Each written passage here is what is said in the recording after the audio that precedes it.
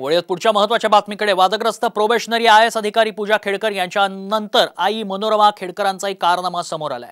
मुळशीतील धडवली गावात पूजा खेडकरांच्या आईने हातात बंदूक घेऊन शेतकऱ्याला धमकावल्याचा जुना व्हिडिओ समोर आलाय। मनोरमा खेडकरांच्या मुजोरीवरचा हा खास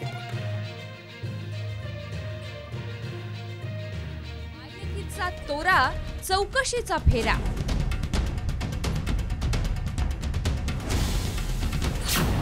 पूजा खेडकरच्या आईचा मुळशी पॅटर्न।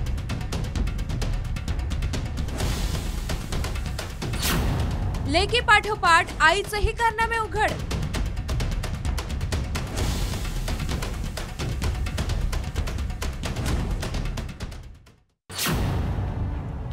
वादग्रस्त प्रोबेशनरी IAS पूजा खेडकर आणि कुटुंबाचे एक एक कारनामे आता समोर येत आहेत। त्यातच आता पूजा खेडकर यांच्या आईचा एक व्हिडिओ सोशल मीडियावर चांगलाच व्हायरल होतोय। या व्हिडिओमध्ये मनोरमा खेडकर हातात बंदूक घेत एका शेतकऱ्याला धमकावत असल्याचं दिसून आलंय। मुळशी तालुक्यातील धडवली गावातील हा व्हिडिओ असून तो 2023 मधील असल्याचं सांगण्यात येतंय। या व्हिडिओत मनोरमा खेडकर या कशा प्रकारे दमबाजी करतायत हे सुद्धा दिसून येतंय। माझी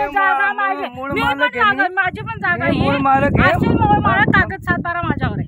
7-12 माझ्या नावावर। निवृत्त IAS अधिकारी दिलीप खेडकर यांनी नोकरीत असताना कोट्यवधींची माया जमवली आहे।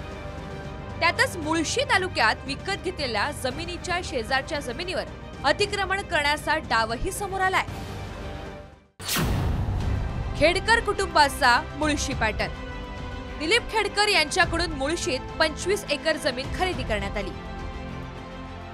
गावातील शेजारच्या जमिनीवर सुद्धा वक्रदृष्टी होती। मनोरमा खेडकर यांनी हाती बंदूक घेत शेतकऱ्याला धमकी दिली। आपण मूळ मालक असल्याचा शेतकऱ्याने दावा केलाय। प्रकरण न्यायप्रविष्ट असल्यामुळे अतिक्रमण न करण्याची विनंती करण्यात आली। शेतकऱ्याकडून पौड पोलिसात तक्रार दाखल करण्यात आली आहे, मात्र अद्याप तक्रारीची नोंद करण्यात आलेली नाहीये।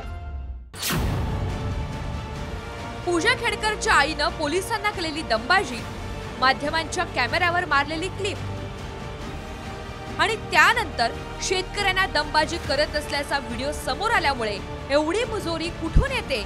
या मुजोरी मागे राजकीय वरदहस्त आहे का, असे अनेक प्रश्न निर्माण होत आहेत। त्यामुळे यंत्रणेनं कडक पावलं उचलत अशा मुजोरीला पायबंद घालायलाच हवा। ब्युरो रिपोर्ट, साम TV न्यूज, मुंबई।